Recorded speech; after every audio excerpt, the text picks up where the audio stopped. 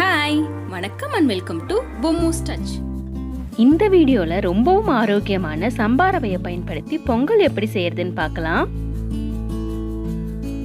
அதுக்கு அடுப்புல குக்கரை வச்சு அதுல 1/2 கப் பாசிப்பருப்பை போட்டு லோ ஃப்ளேம்ல வச்சு ட்ரை ரோஸ்ட் பண்ணிக்கோங்க.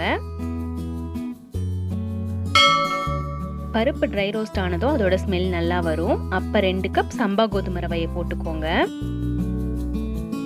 இதையும் மீடியம் ஃப்ளேம்ல வச்சு நல்லா ட்ரை ரோஸ்ட் பண்ணிக்கோங்க.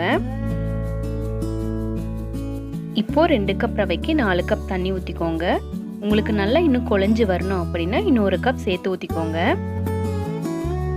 இப்போ பொங்கலுக்கு தேவையான உப்பை போட்டு இதை நல்லா கலந்து விட்டுக்கோங்க.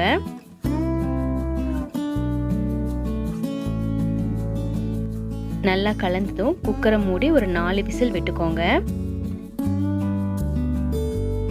இப்போ இன்னொரு பேன்ல 2 டீஸ்பூன் எண்ணெய், 1 டீஸ்பூன் கீ போட்டுக்கோங்க. கீ நல்லா மெல்ட் ஆனதும் அதில் 1 டீஸ்பூன் மிளகு, 1 டீஸ்பூன் ஜீரகம் போட்டு இது நல்லா பொரிய விடுங்க.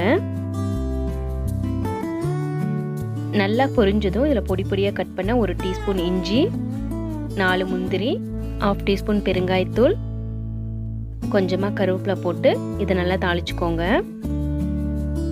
இப்போ இந்த தாளிப்பை வேக வச்ச பொங்கலில் போட்டு நல்லா கலந்து விட்டுக்கோங்க.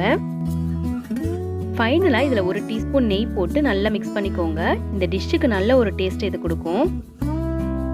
இப்போ ஹெல்தியான சம்பா கோதுமை ரவை பொங்கல் ரெடி. இதை நீங்களும் ட்ரை பண்ணி பாருங்க. ஃபீட்பேக்கை கமெண்ட்ஸ்ல சொல்லுங்க. இந்த வீடியோ உங்களுக்கு பிடிச்சிருந்தனா லைக் பண்ணுங்க, ஷேர் பண்ணுங்க, சப்ஸ்கிரைப் பண்ணுங்க, பெல் பட்டனை கிளிக் பண்ணுங்க. தேங்க்யூ.